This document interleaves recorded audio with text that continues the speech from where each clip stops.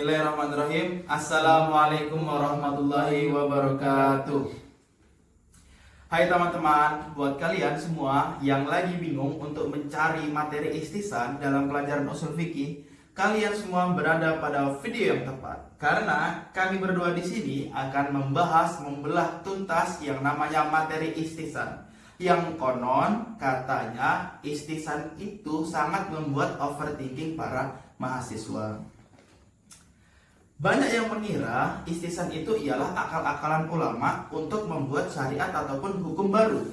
Padahal kalau kita lihat secara etimologinya, istisan itu ialah menganggap sesuatu itu baik. Lalu secara terminologinya bagaimana?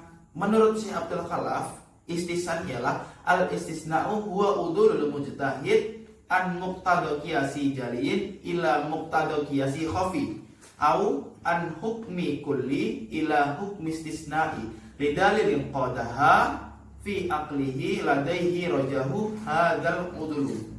Jadi Syekh Abdul Khalaf berkata, istisna ialah perpindahan suatu hukum dari hukum kias yang jelas ke kias yang tersembunyi, ataupun dari hukum umum ke hukum pengecualian karena adanya dalil yang tersembunyi dan memiliki dalil yang kuat.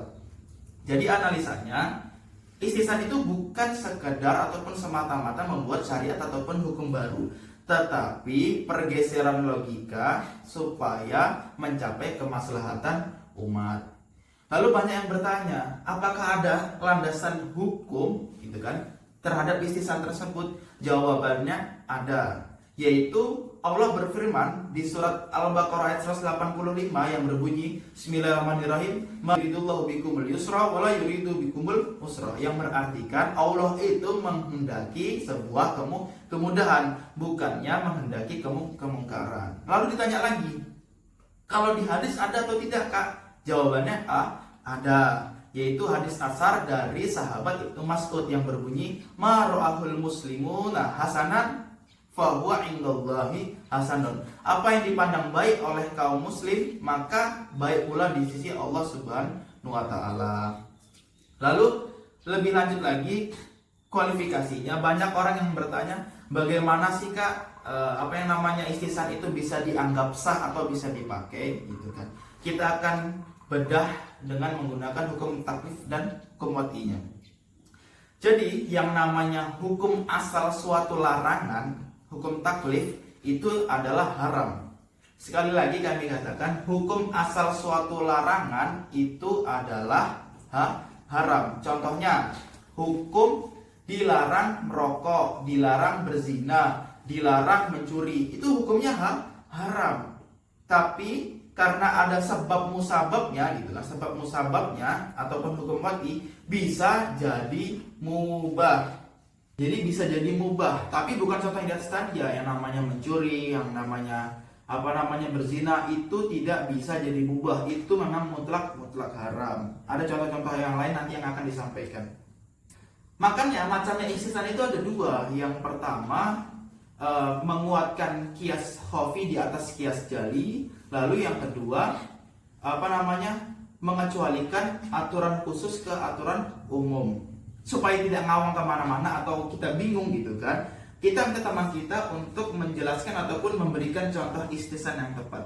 Silakan diberikan contohnya. Benar banget, teori tadi itu terpakai banget di kehidupan sehari-hari. Loh, contoh paling gampang, akad, salam atau jual beli barang yang wujudnya belum ada. Memakdum, tapi bayangi kalau itu dilarang mutlak. Ekonomi bisa macet, makanya diberikan keringanan. Rusuh lewati istihsan. Contoh lain, wakaf tanah pertanian ini. Kalau pakai kias bisa hak seluruhan air atau hak jalan itu enggak ikut terwakafkan kalau enggak diberitahu di awal. Tapi menurut fuqaha Hanafi dengan istihsan, hal-hal itu otomatis masuk masuk kan enggak logis. Ada tanah pertanian tapi enggak ada saluran air. Tapi ya, yang namanya pemikiran ulama pasti ada debat sengit. Kedudukan ihtisan ini bikin 4 imam mazhab percaya kondisi. Muncul grafi 4 mazhab di layar.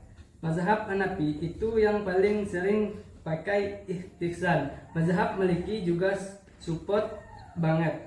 Imam Maliki sampai bilang usair ilmi, ihtisan itu 90% dari ilmu fikih. Hambali menerima dengan syariat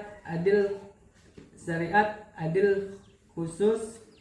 Nah, yang menolak keras itu Imam As-Syafi'i. Beliau sampai bilang kalimat yang ikonik banget, sana fakat syariah, barang siapa berihtisan dibikin syariat baru. Imam Syafi'i khawatir kalau akan dikasih ruang terlalu besar, nanti hukum agama jadi subjektif. Kalau yang saya dengar tadi contohnya tuh mungkin seperti ini ya gitu kan. Kayak contohnya akad salam gitu kan, akad salam. Jadi sekarang kan kita ada yang namanya pemesan tuh lewat Shopee, lewat Tokopedia, lewat TikTok ya gitu kan. Aslinya hukum jual beli kalau barang yang nggak ada itu kan haram kan, nggak boleh kan.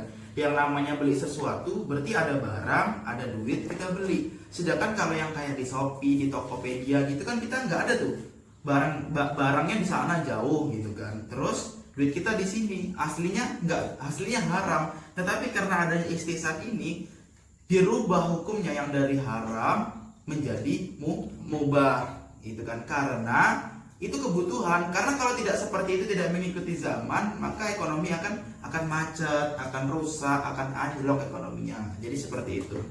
Kalau kita lihat dari perdebatan ulama tadi cukup ngeri ya rupanya, cukup sengit gitu kan. Kalau saya kasih analisa sedikit gitu kan, perdebatan ulama tadi, sebenarnya para ulama imam mazhab tadi itu hanya perdebatannya mengarah ke istilah lafzi ataupun sekedar perbedaan di istilah saja, tapi bukan substansi gitu kan.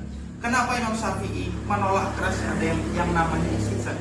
Karena Imam Syafi'i ingin menutup rapat-rapat supaya supaya hukum agama Islam itu tidak dipermainkan gitu kan, dengan mengatasnamakan kemaslahatan gitu. Jadi nggak semena-mena maslahat gitu kan. Imam Syafi'i tidak mau hal itu terjadi gitu kan. Namun sisi lain penerimaan istihsan di Imam Malik dan Imam Hanafi itu sebenarnya menjadi responsivitas hukum Islam, karena hukum Islam itu kita itu bersyariat tinggi gitu kan, dan berorientasi menolak kesempitan umat, seperti itu kurang lebih. Kalau boleh kita menyelam lebih dalam lagi kayak gitu kan, lebih dalam lagi sebenarnya istihsan itu merupakan instrumen metodologis yang sangat vital untuk hukum Islam, karena syariat kita itu dinamis, dan syarat kita itu dinamis dan berkeadilan tinggi gitu. Dan berorientasi menolak kesempitan umat. Mantap. Jadi istihsan itu solusi segala dalam fikih, bukan sekedar akalannya. Tepat sekali. Jadi yang namanya istihsan itu bukan hanya sekedar akal-akalan ulama untuk membuat hukum baru, syariat baru, tetapi perubahan logika supaya umat-umat manusia itu lebih maslahat. Oke, mungkin cukup sekian yang dapat kami sampaikan tentang materi istihsan. Kurang lebihnya saya dan teman saya memohon maaf yang sebesar-besarnya. Wassalamualaikum warahmatullahi wabarakatuh.